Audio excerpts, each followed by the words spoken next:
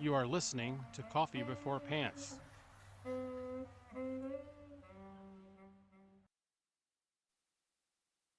Hello and welcome to the 13th episode of Coffee Before Pants. Today, by the way, is also the 13th of February. Let's hope that's a good omen. Coffee Before Pants is the podcast for writers, word geeks, poets, the disenfranchised, the undermedicated, and the undiagnosed. Today's episode is a bit of a detour, if you will, because it's not about really reading or books per se. On this episode, I want to talk about the figures of speech or daily idioms that we use every day, but we don't really know the origins. Have you ever wondered where the phrase to look a gift horse in the mouth or to turn a blind eye comes from? Personally, I am fascinated by word origins and word roots, as well as these and other figures of speech. But before we dive into the fray, it's time for Coffee with Culture, this week in the history of music, art, and literature and film.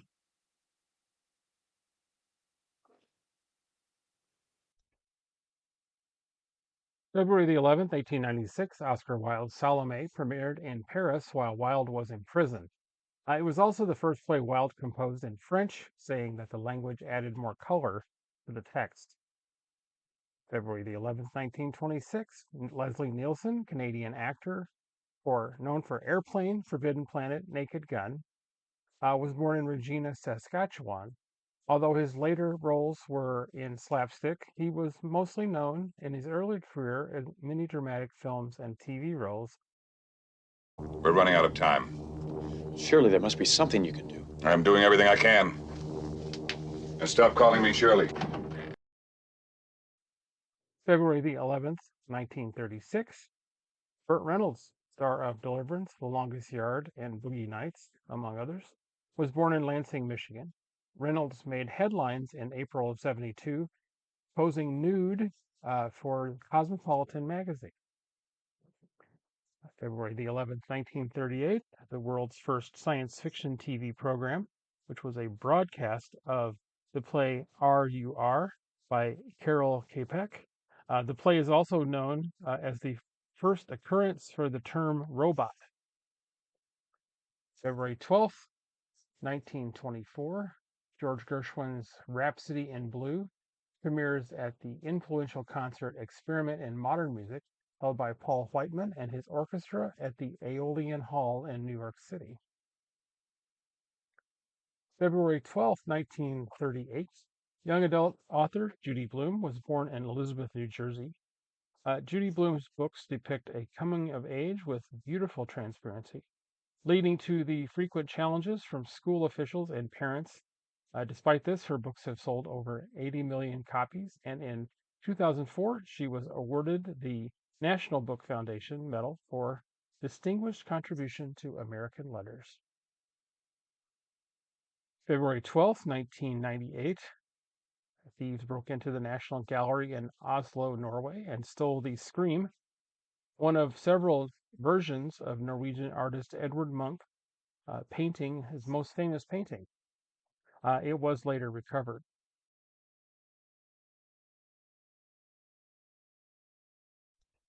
February 13th, writer, philosopher, and all-around social irritant, the Marquis de Sade, is arrested without charge and imprisoned in the Vincennes fortress.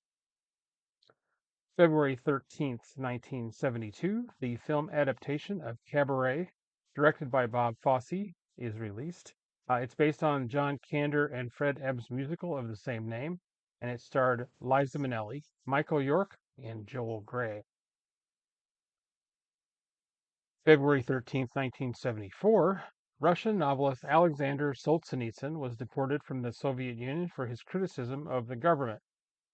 Solzhenitsyn was awarded the Nobel Prize in Literature for his novel One Day in the Life of Ivan Denisovich, but that led to the expulsion from his home country.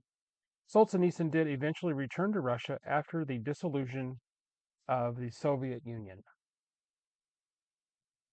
February 13th, 1982, Pink Floyd's album Dark Side of the Moon marked 402 weeks on Billboard magazine's top 200 albums chart. That is well over 7 years. February 14th, 1895, Oscar Wilde's Importance of Being Earnest opened in London. The play was a critical and commercial success, but it had to close after 86 performances due to the rising scandal brewing about Wilde's sexuality. February 14th, 1931, Todd Browning's film Dracula, based on the stage play by John Balderson and Hamilton Dean, which in turn is loosely based on the novel by Bram Stoker, is released. Hungarian actor Bela Lugosi, who portrayed the Count in several stage productions prior to the film, also stars. The still present image of Dracula with a cape and evening dress, it stems from this version of Count Dracula. He didn't look like that in the book. Despite only portraying Dracula twice in his career, it is Lugosi who first comes to mind when Dracula is mentioned.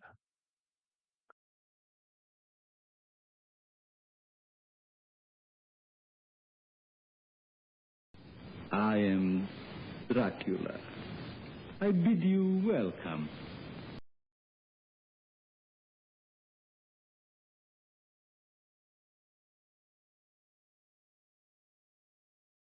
February 15, 2011, poet Maya Angelou was awarded the Presidential Medal of Freedom for her contribution to civil rights and the arts.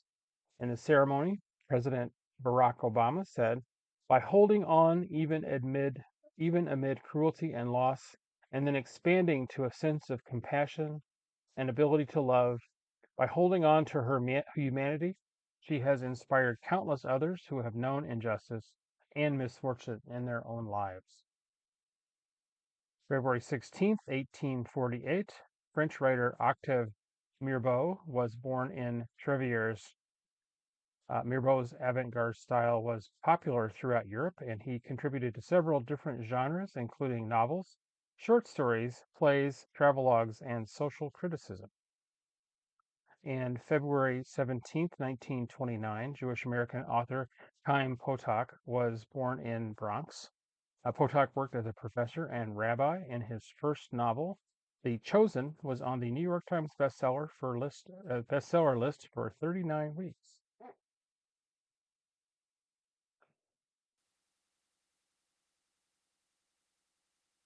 Okay, now onto the idioms and figures of speech that I mentioned earlier. Many of these are used on a regular basis, whether you know the origin or the origins or not. I admit I knew a couple of them, but some of them, no, I had no idea. Here's one I did know. Mad as a hatter.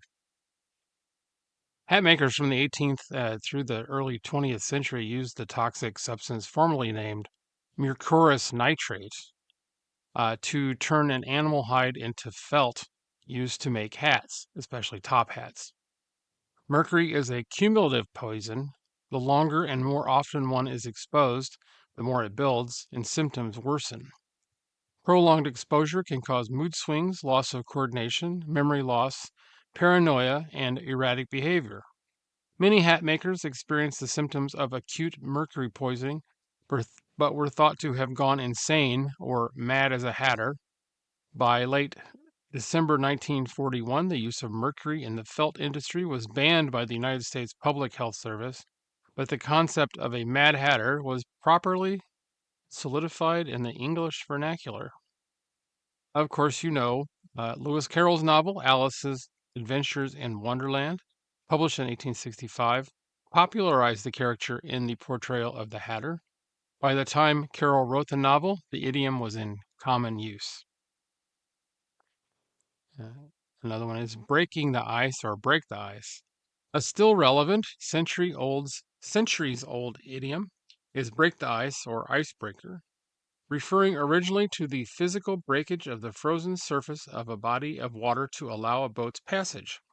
It quickly became a resonating figurative expression seemingly ready-made for its idiomatic use. The phrase has become a favorite of authors and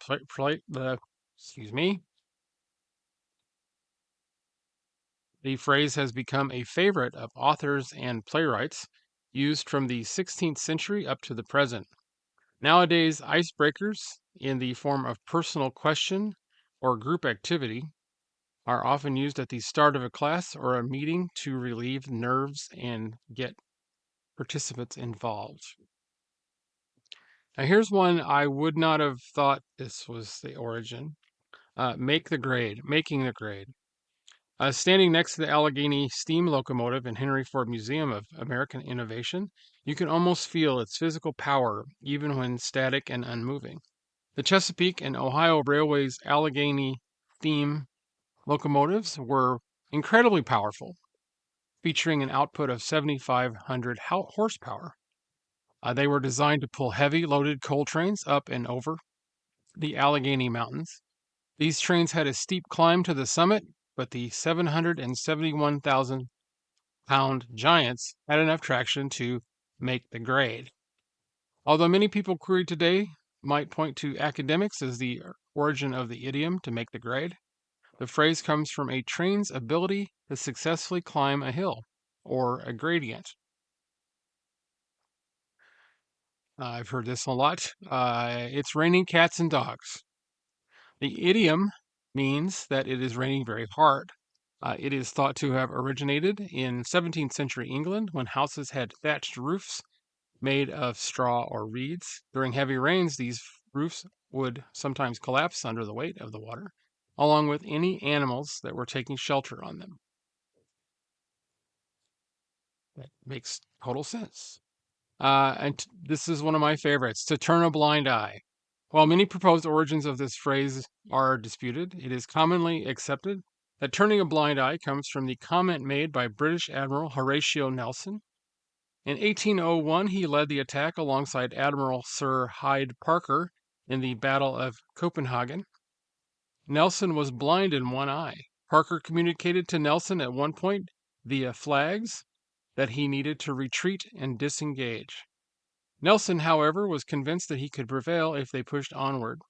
Nelson then, holding the telescope to his blind eye, pretended not to see the signal, making a sly comment to a fellow officer about reserving the right to use his blind eye every now and again. Feeling under the weather. I say this more than I am comfortable with admitting. Feeling under the weather is an idiom that is believed to be nautical in nature. When a sailor was feeling ill, he would go beneath the bow, which is in the front part of the boat, as many of you I'm sure know. This would hopefully protect him from adverse conditions, as he was literally under the bad weather that could further sicken him. Therefore, a sailor who was sick could be described as, yes, being under the weather.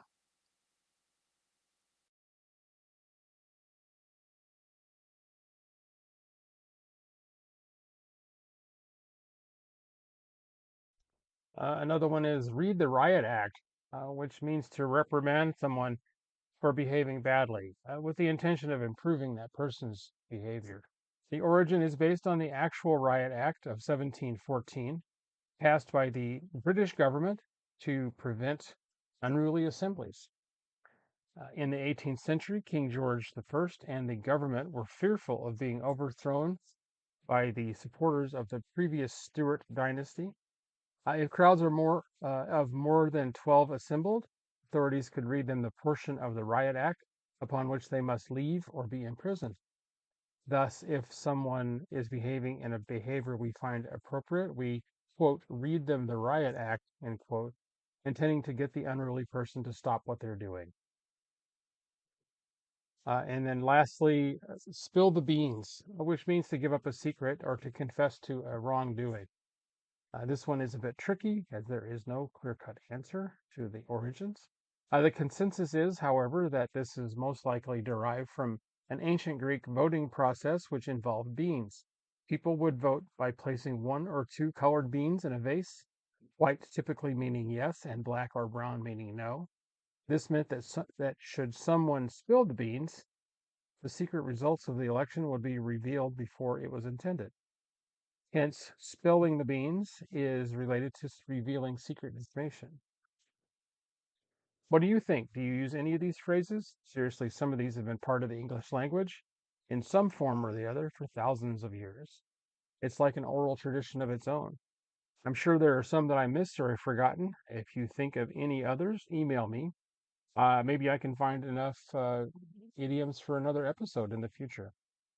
Also, I want to add that I'm very open to suggestions. If you have an author or literary trend, a genre of fiction, a form of nonfiction, or anything else you'd like for me to cover, please feel free to contact me at mark@coffeebeforepants.com. Before we go, it is time for the poem of the week. And this one is On the Fifth Day by Jane Hirschfield.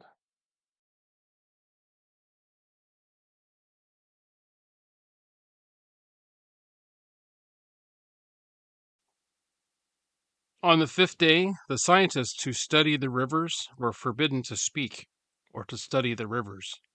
The scientists who study the air were told not to speak of the air, and the ones who worked for the farmers were silenced, and the ones who worked for the bees.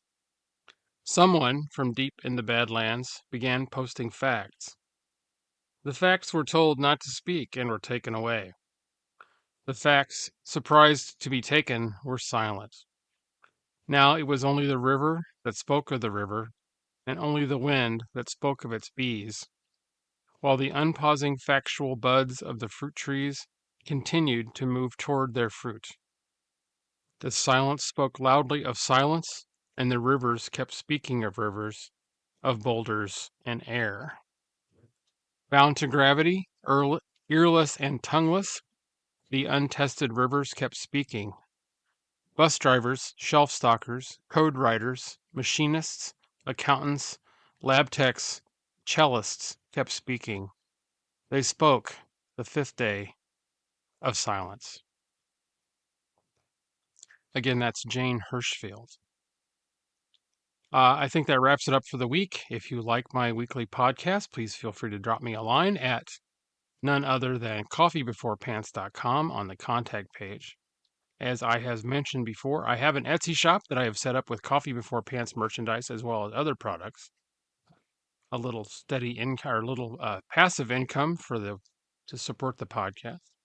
There is a link on my website under merchandise, or you can go to Etsy and search for Coffee Before Pants. Well, that's it for now. It is only February, but nevertheless, there is a hint of spring in the air if you look for it closely enough. I hope you have a great week and find a lot of good books to read. Peace.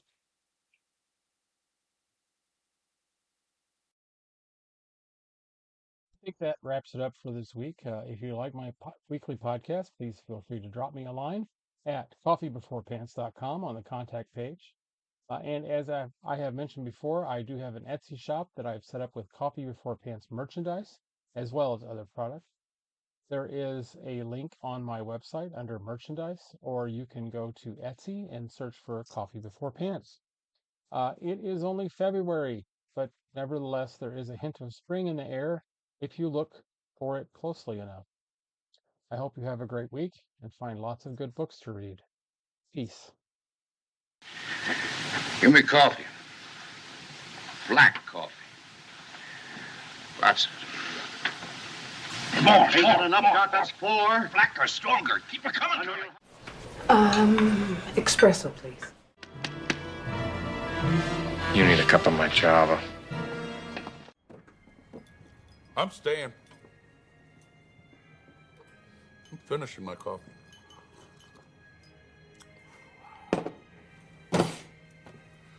Enjoying my coffee. Oh, I should have had that second cup of coffee. Wait! Wait! Where are you going? I was going to make espresso.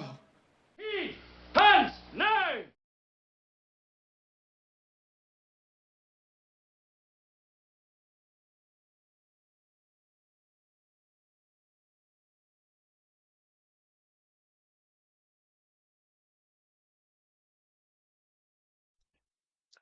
You have been listening to Coffee Before Pants, a production of A Cluttered Mind.